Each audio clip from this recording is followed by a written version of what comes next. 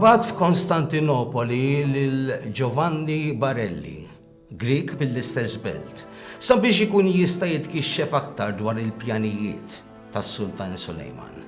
Dana kien bniedem jitkellem diversi lingwi differenti, prattiku u astus għall-aħħar.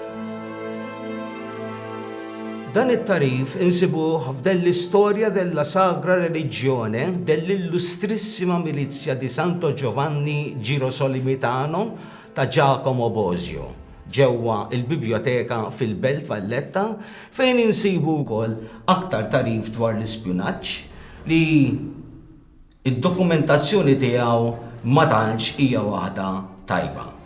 Madankollu, l-ispjunaġġ favur jew kontra kemm l-ordni kif ukoll l-Ottomani kien parti reali u parti integrali mill-istrateġiji taż-żewġ naħat.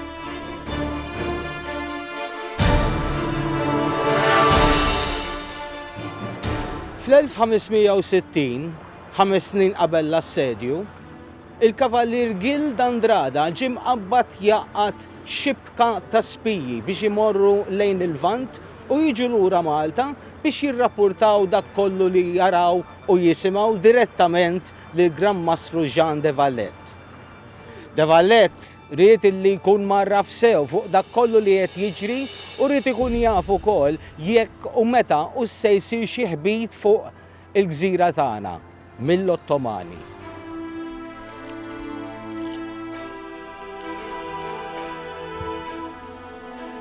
De Valette kellu spjuni oħra, fosthom il-kavallir Fra Gaspare Bruni.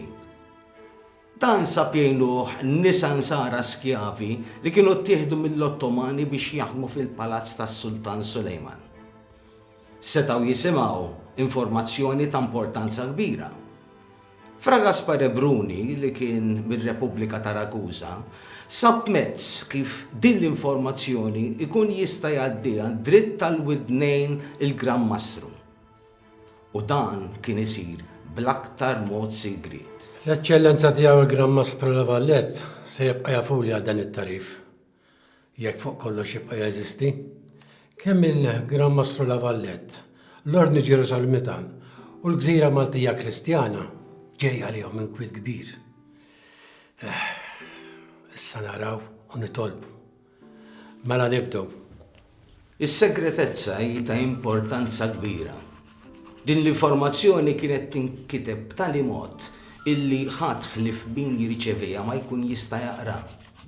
U l-kidba kienet tkun inviżibbli. Dan huwa messaġġ ta' nkwiet mill-widnejn li għandna fil-ħarem tas-Sultan Ottoman. Qed jgħidulna li l-flotta torka sal-paċi jmielu. Ġej fuqna dulluvju aħrax ta' qtil u mwiet. M'għandhomux ma naraw il-dawl imxajtna fl-ibra tagħna. Eċċellenza, kemm kien ħsieb għaqli tiegħek meta bdejt taħseb għal sitwazzjoni ta' ħbit u fuq it-tisħiħ tas-swar tagħna? U li sar żmien possibbli. U mill-aqwa, Eċċellenza, donok rajt moħħ Sulejman. Irridu neqpa' fuq l-allerta. Għatfadal ħafna x'jagħmlu. Għawet jgħidulna li l-fuq minn 30,000 Tork imbarkaw fuq 120 xini u salpaw minn Kostantinopli għal Malta. Tafu tajjeb illi m'għandniex forzi biżżejjed biex nifqulhom. X'jgħid l-aħħar ċensiment li għamilna? Eċċellenza, jidher li bejn kavallieri u soldati tal-ordni, soldati oħra li din Malta xi merċenarji kif ukoll dawk il-forzi Maltin, flimkien ma' nisa rġiel u tfal li kapaċi jieħdu posthom fuq swar, naslu għal madwar 6,000 ruħ. 6,000 ruħ kontra mill-lanqas 30,000. L-ispiji huma arma sewja f'kwalunkwe żmien, biss l-aktar fi żmien meta jkun hemm il-konflitt. L-Ordni ta' San Ġwan kienet kapaċi tħaddem sew din l-arma sigreta tagħha b'ċertu preċiżjoni. L-aktar meta l-assedju jfisser teddida għall-ordni, għall-fidi u għall-Kristjaneżmu. Bħalissa kollox hu leċitu biex niddefendu, biss mhux kollox jiġi wartu żgħar. X'inqara bis-seħħena bl-urġenza kollha? Ma nafx, imma se jgħidolna. Forsi għandu xi aħbar tajba misqallija u se jibgħatu l-għajnuna qabel ma jaslu t-torok.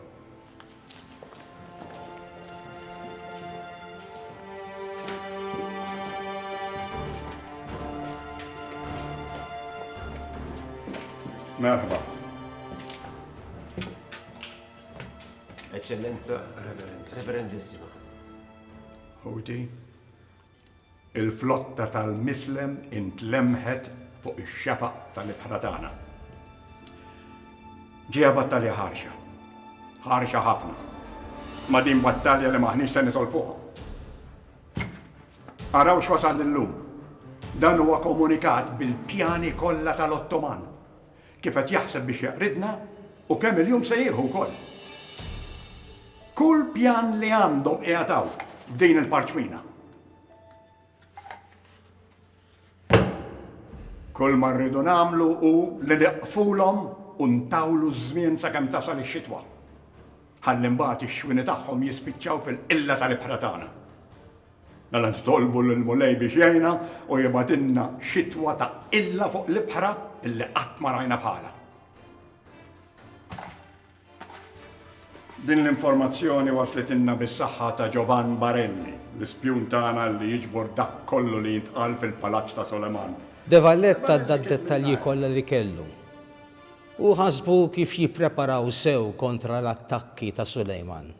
Alla volja kienu jafu li kull ma kienu 6,000 ruħ biss joħduha kontra 30,000 mislem.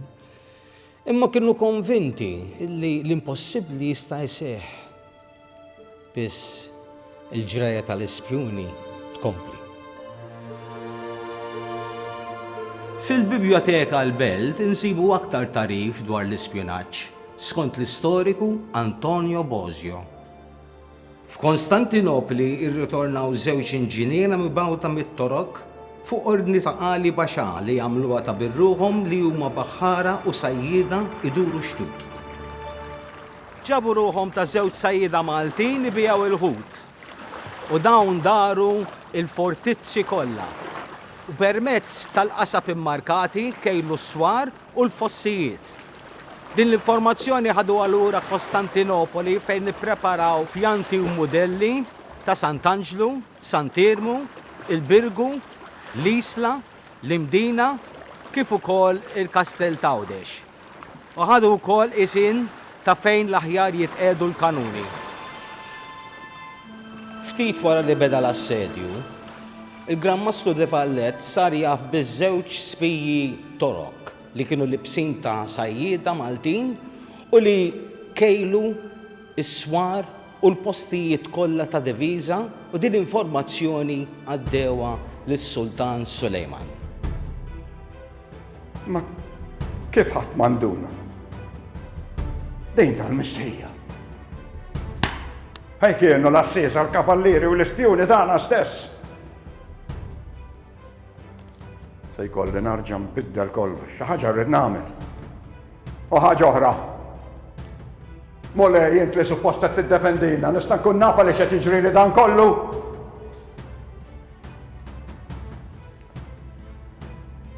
Aħfirli. Ma jmissniex tkellimtek. Ma xi ħaġa rrid nagħmel. Malli bdew l-attakki, il-biża firxet mal-gżejjer kollha u kexkxet lil kulħadd.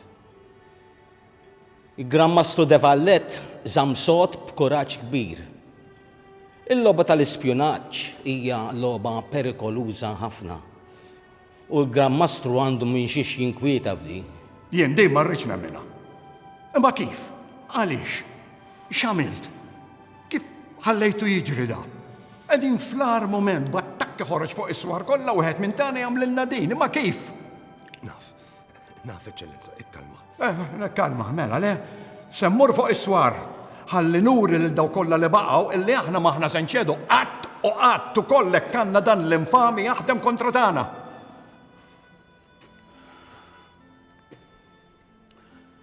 Issajd li eżattament ġara u taħbili xejn. Sempliċi, Eċċellenza. Dan Aguilar kif ta' fint kien impjegat miegħi. Ħarab in-naħa l-oħra. In-naħa l-oħra? Kristjan? Dan jent kaġun ta' kollox, għamiltu xi ħaġa. Ma għamiltu xejn, anzi trattajtu ta' ġewwa. Ukoll. Ma kif ma ntbaħħx Robl? Eċċellenza, jekk hemm xi mod fejn jien nista'. Le, qafem. Imnalla li Tony Pajjada kien induna b'dak li kienet jiġri. Dan diżastru. Diżastru, ma nistax nemmen u. Issa li jemmem kompli. Tony Pajjada ġi fuqi, ġi fittixni, u qali kemm sar ħabib ma' Aguilar. U nduna li Aguilar beda joħroġ fuq is-swar u junnoti u jara xem. Sar jaf fej kien dajjef u fej kien immezza l-attak faċli. Jiġifieri l-Ottoman għandu id-dettalji kollha dwar is-saħħa u d-djufija tagħna. Meta jien kont ħadd il-prekawzjoni kollha biex inbiddel is-saħħa tas-swar. Din kera ħafna. U jingħad li Mustafa Pasha laqgħu bidejh miftuħa u taħ kull marit. Kif stajt tafda bniedem ta' din il-kwalità? U ġibu għandi, hawn, fej konna niltaqgħu biex nitkellmu l-akbar segreti. Jien ma jmistaħallejt il-ħadd jidħol li fil-konsulenti. Iva, ma kont inġibu għax għandu memorja inkredibbli. Kien jaf jgħidilna kollox li konna ngħidu fil-laqat u. Eċċellenza, bl-ebda mod. Din mistħija, Robl, mistħija! Biss l-inkwiet baqa' jikber. Robles induna li Aguilar kien jaf kif jintbatu l-messaġġi bejn Malta u Għawdex u bejn l-imdina u t-tlet bliet bil-lejl u binar. Dawn kienu jintbatu permezz ta' ħġejjeġ li jitqabdu u skont id-duħħan li jitla dan kien ikun il-messaġġ. Robles ra illi dan ma setax ikompli sejjerek. U l-Gran Mastru ħa azzjoni immedjata. Fil-logħba tal-ispiji, il-Gran Mastru de Vallet lagħab logħba intelligenti. Biss fl-aħħar mill-aħħar kienu il-kuraġġ u l-ħeġġa kbira tiegħu li jispiraw lil kulħadd. Meta l-għadu der li se jerbaħ u jieħu dawn il-gżejjer taħt idejh, de Vallet stess tela fuq is-swar jissielet mal-mislem. De Vallet irnexxielu jerbaħ billi lagħab fuq il-ħin u fuq iż-żmien tas-sena wkoll għaliex kienet dieħla x-xitwa.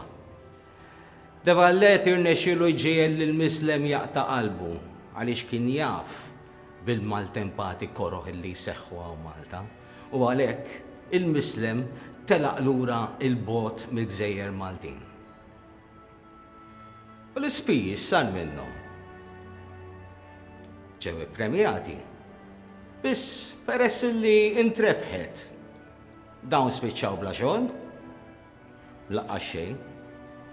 Kien għatfada ħafna xogħol xisir u dan ix-xogħol kien ta' siwi kbir. U hekk nistgħu naraw illi bil-kuraġġ, l-ubija u l-makakkerija tal-ispiji Malta baqgħet tal-Maltin.